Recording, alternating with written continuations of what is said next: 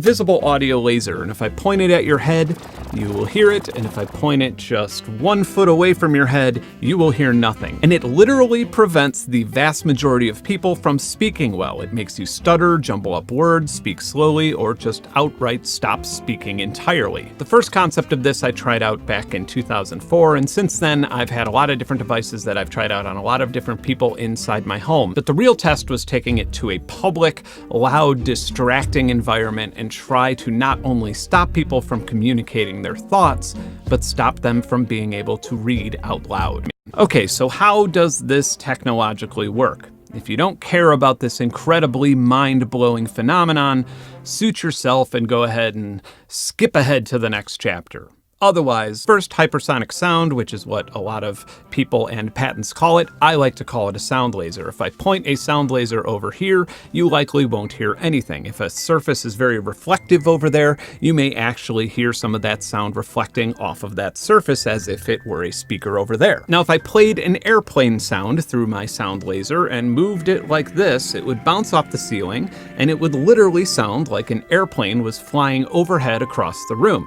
If I point it directly at you, you will hear sound from what seems like the inside of your head. Why? So there's this acoustic phenomenon called Tartini tones, where 2 high-pitched frequencies can make the psychoacoustic effect of a single lower tone, which you will think that you're hearing. Adam Neely made an excellent video on this years ago with some demonstrations. There's a link in the description. An easy way to visualize how this works would be taking a high-pitched sound wave and then putting another high-pitched sound wave of a slightly different frequency over it, and when combined, a newer, lower-pitched sound can be formed. Tartini tones are typically or classically demonstrated with high-pitched instruments, but here we're going to be going way out of the range of human hearing, from about 40,000 hertz all the way to 150,000 hertz, and a large honeycomb array of small speakers will be transmitting these high frequencies to my volunteers' heads, which will then demodulate them. So right now, as long as you're watching this video and are anywhere near civilization, you are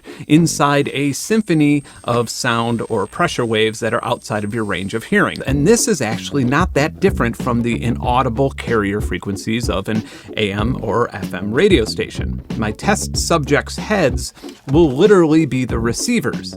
But how does that prevent them from speaking? Now, the other half of this weapon will require exploiting a phenomenon called delayed auditory feedback, which is simply jamming the brain by playing a delayed sample of an individual's speech and shooting the signal back at them. If you've ever been Skyping or FaceTiming or in a Zoom call with somebody and you hear your own voice coming back to you and it makes it hard for you to concentrate and speak, it's like that, but on crack. Certain latencies or delays between the time you hear your voice coming back affects different people differently. An extremely fast and fluent speaker will start choking on their words when they hear a longer latency or delay. And people less comfortable or fluent with speaking will struggle the most with shorter delays. Children and adults typically have different ideal speech jamming latency times. A very interesting random piece of trivia: delayed auditory feedback can actually help people with stuttering disorders speak more clearly, and it's actually used as a therapy for that. So over the years, I've used everything from audio processing boards to Raspberry Pi proto boards to process the audio delays, but